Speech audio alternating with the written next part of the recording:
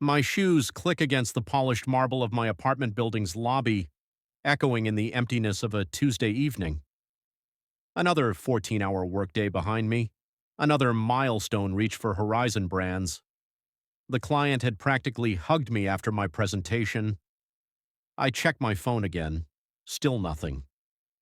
The elevator doors slide open with a soft chime and I step inside, watching my reflection in the mirrored walls. Quinn Edwards, 32 years old today, senior PR executive, wearing exhaustion like an expensive suit. My green eyes look back at me, searching for something worth celebrating.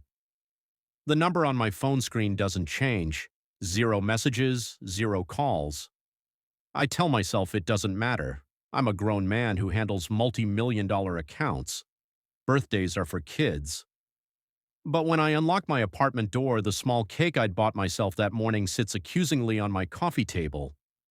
A single candle stands unlit in its center. A pathetic little soldier awaiting orders that won't come. "Happy birthday to me," I whisper to no one. I drop my briefcase by the sofa and kick off my shoes, sinking onto the cushions. The apartment feels hollow tonight, despite the careful decorating I'd done to make it feel like home. The clock on my wall ticks steadily toward midnight, counting down the final minutes of my birthday. My phone remains stubbornly silent. I reach for my laptop, thinking I'll distract myself with work until the day is officially over, but instead my fingers betray me and open Facebook. The first post freezes me in place. There's my sister Melissa, champagne glass raised high, surrounded by smiling faces. Behind her hangs a banner, "Congratulations on your promotion." My father's arm is draped around her shoulder, pride radiating from his face. My mother stands on her other side, beaming up at her daughter. The timestamp shows the photos were posted 4 hours ago, my birthday. I scroll down, each image a fresh wound, dozens of pictures, the entire extended family there, uncles, aunts, cousins, all gathered around Melissa celebrating. The comments swim before my eyes. "So proud of our superstar," my father wrote.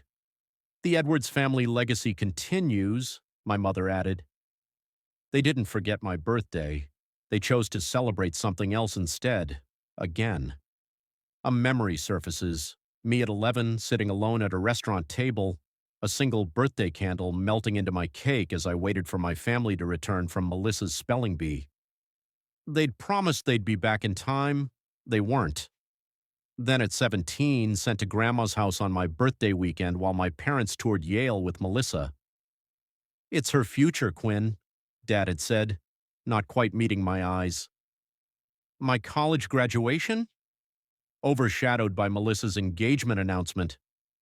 At what was supposed to be my celebration dinner, the conversation quickly shifted from my degree to wedding venues. Just last month, Dad dismissed my company's PR campaign that increased client revenue by 41%. "It's just advertising, Quinn," he said.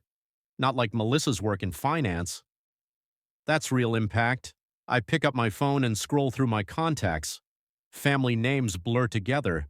People who've never once called to ask about my accomplishments or my life.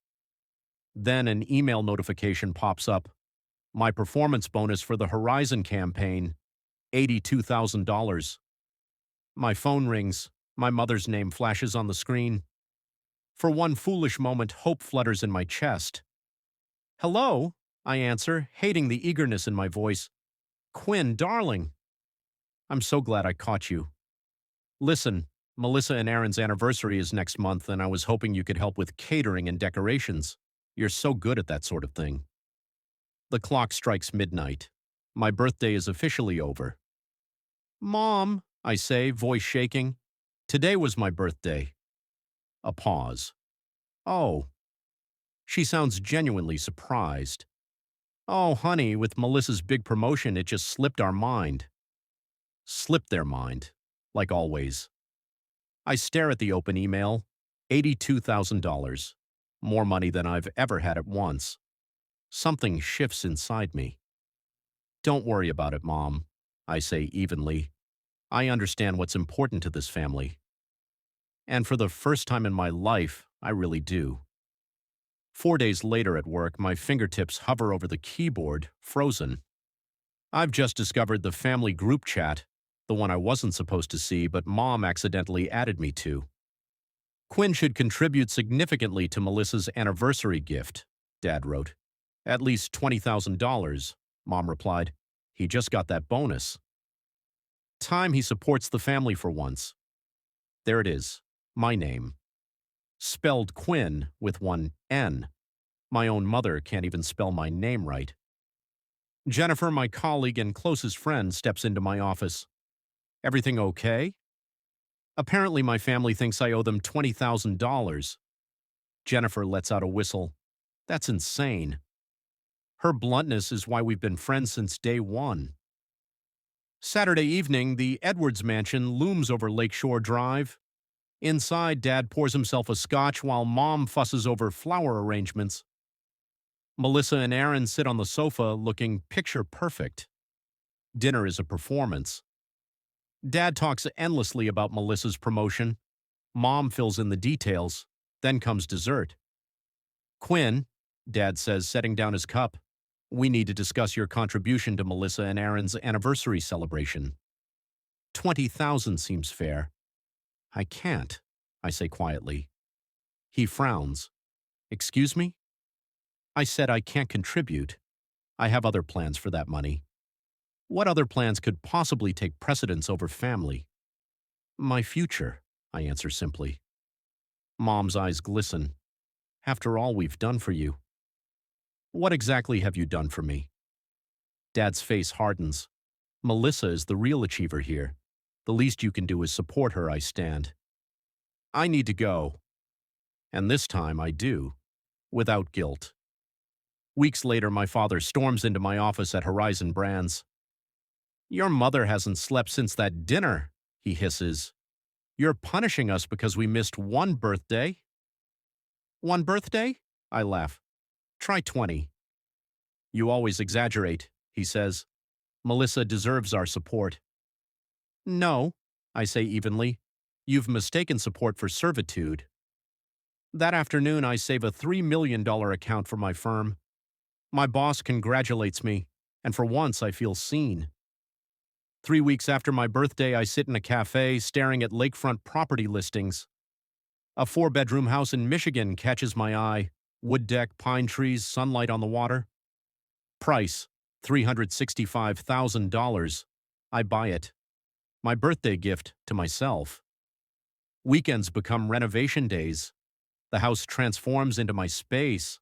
I fill the walls with framed awards and photos of moments that belong solely to me.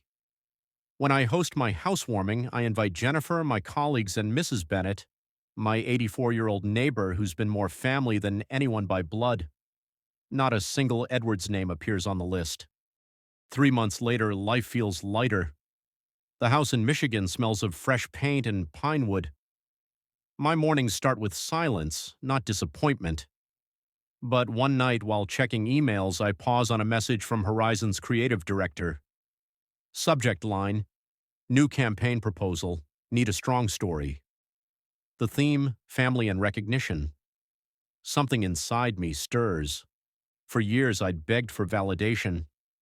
Now maybe I could give a voice to people who never got any. That's how Invisible Sons was born. A PR campaign highlighting successful individuals forgotten by their own families, children overshadowed, ignored, or emotionally erased. Real stories, real faces, real strength. Within weeks, the campaign explodes online. # Invisible Sons trends across platforms. People share their stories. Teachers, nurses, engineers, artists, all saying the same thing. I mattered even when my family didn't see it. Television interviews follow. I sit under bright studio lights, explaining my inspiration. I wanted to show that validation doesn't have to come from blood, I tell the host. Sometimes we build our own families, through friendship, through courage, through self-respect. Across town, the Edwards family is watching. Mom clutches the remote tighter. Dad's face is pale, and Melissa. She scrolls through comments under the viral clip. This guy speaks truth. His story feels so personal. Imagine ignoring a son like that. She doesn't need to imagine. 2 days later, I receive a call. Mom's voice trembles. Quinn, was this campaign about us? I smile faintly. It's about millions of people like me, Mom. If you saw yourselves in it, maybe that says something. Silence on the line. That night, messages flood my inbox. Strangers thanking me for saying what they never could. Jennifer texts, greater than, you didn't just tell your story, Quinn. You told everyone's for the first time. I feel proud, not just of what I achieved, but of who I've become. I didn't need to expose them with anger. I did it with truth, and the world listened.